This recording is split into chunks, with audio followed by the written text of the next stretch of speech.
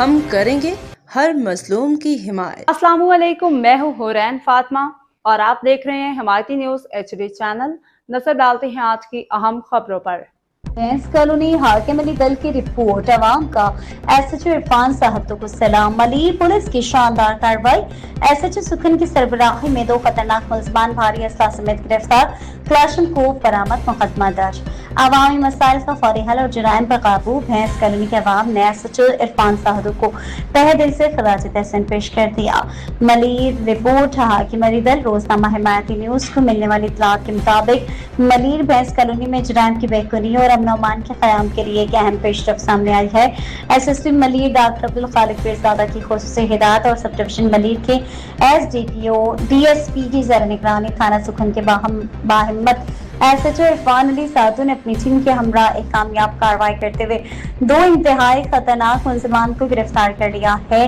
خبر کی تفصیلات کے مطابق تھانہ سکھن کی پولیس ٹیم نے بھینس کالونی روڈ نمبر 0 سے لے کر روڈ 12 تک پر گشت کے دوران مشتبہ افراد کو روک کر تلاشی لی، جس کے نتیجے میں 2 ملزمان کو رنگے ہاتھوں گرفتار کیا گیا۔ گرفتار ملزمان سے خطرناک خودکار ہتھیار کلاشن کوف اور اس کے ساتھ بڑی تعداد میں زندہ گولیاں منیشن برآمد ہوئی۔ برآمد شدہ اسلحے میں 1 پسٹل اور 50 عدد گولیاں شامل ہیں۔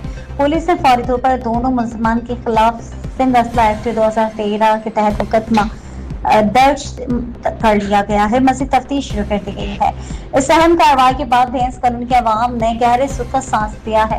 علاقے کے رہائشیوں اور تاجروں نے SHO سکھن عرفان صاحب کی فضل شناسی، جرائم کے خلاف زیرو ٹالرنس اور عوام کی جان و مال کے تحفظ کے لیے کی گئی کوششوں کو بے حد سراہا ہے۔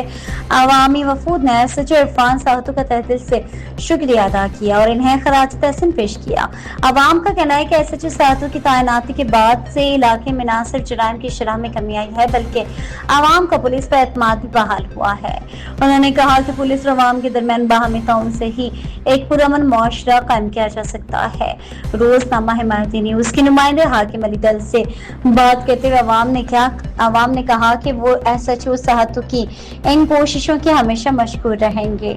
باخبر رہیے ہر جگہ ہر وقت، جانیے ملکی و غیر ملکی حالات و واقعات یقین کے ساتھ۔